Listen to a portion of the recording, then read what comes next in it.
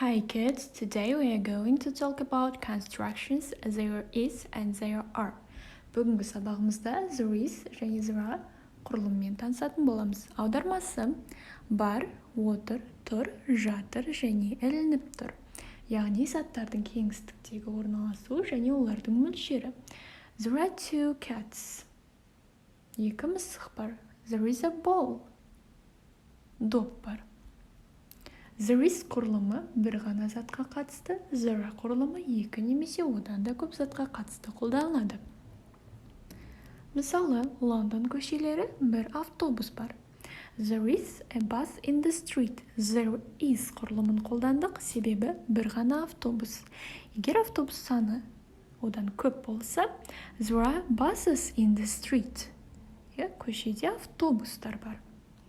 Демек, there is жекеше зат есімдерге қатысты, there are көпше зат есімдерге қатысты қолданылады. There is және there are құрылымымен сөйлемнің формуласы. Сөйлемнің басында there is және there are, одан кейін не және қайда. Мысалы, a table не in my room, қайда орналасқан менің бөлмемде. There is a table in my room. There are two wardrobes in my room. There are two wardrobes in my room. Менің бөлмемде екі шкаф бар. There is және there are құрылымымен болымсыз сөйлем not сөзінің жалғану арқылы жасалады. Isn't немесе is not, are not немесе aren't. There isn't a bed in my room. Менің бөлмемде төсек жоқ. Болымсыз сөйлем. Сұраулы сөйлемде is, there орындары ауысады, are, there орындары ауыстыру арқылы сұраулы сөйлем жасаймыз. Және қысқаша жауап yes, there is, no, there isn't.